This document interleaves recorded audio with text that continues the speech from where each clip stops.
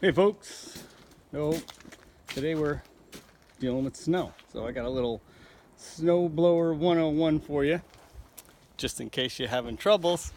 So this snow here is what we call heavy, wet, shitty snow. This snow will break your snowblower, it'll break your shovel, it'll break your back, it'll even break your truck. So you gotta be really careful when you're working with this type of snow, especially. Now, first things first, if you keep your snowblower in, say, a heated garage or a basement that's warm, remember the metal on the snowblower, including the auger and everything, is warm, and the snow obviously is frozen. So you're taking a warm, it's kind of like putting your tongue on a metal pole. I think you've all seen what happens then. So remember, you got to do that. Number two is, I threw the can away because I used it all, but silicone, or if you don't have it, you could use like WD-40. So silicone or WD-40 is a really great trick. If you don't know it, you spray everything, both augers and especially the chute. And you know, keep it in your pocket, spray it all the time, because what happens is the snow gets all impacted in there. Now, if the snow gets impacted in there, I'm sure I don't have to tell you this, but maybe I do. Don't put your hand in the auger, because then you will have less fingers or hand than when you started. But I'm sure you guys already know that. So number two, now most snowblowers, this is what you call a two-stage snowblower. Most snowblowers, the cover's on, I can't show you, they have belts, okay? You have two belts. One belt drives your wheels, and the other belt drives both of the augers.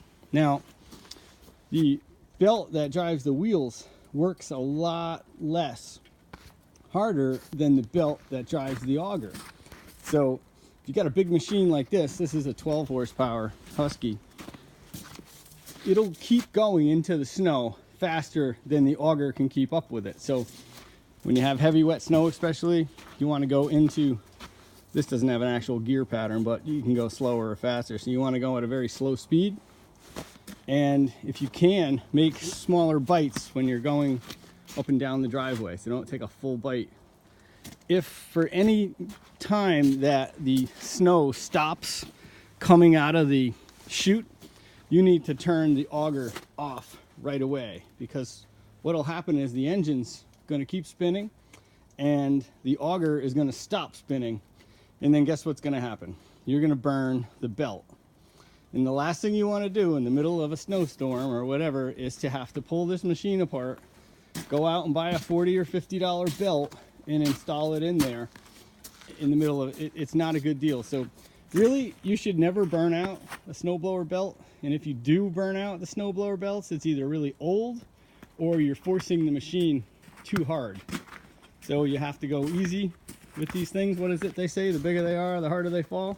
Well, same thing with the equipment. So even though this is a really big, powerful engine, it doesn't mean that the belts are going to hold up to the stress of heavy wet snow.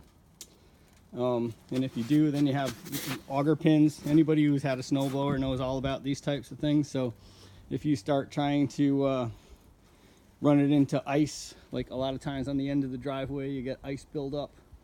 You got to go real easy with that stuff, folks. So kind of like think about it as chewing. So chew it really slow, otherwise you're going to break shit. I don't know if any of this helped y'all, but have a nice day. Peace. One other quick fact that I forgot to mention in the beginning of the video is when you start the machine, not only do you want to let your engine warm up and run before you start trying to move snow, you want to let your auger and belts, so you want to keep this engaged. In other words, while you're letting the machine warm up, I don't know, sometimes you get one of those big clips, you put a clip on here, and you let the auger run, because the pulley and the belt are cold, and you need them to let the friction warm up in there, because otherwise that's a really good way to burn out the belt.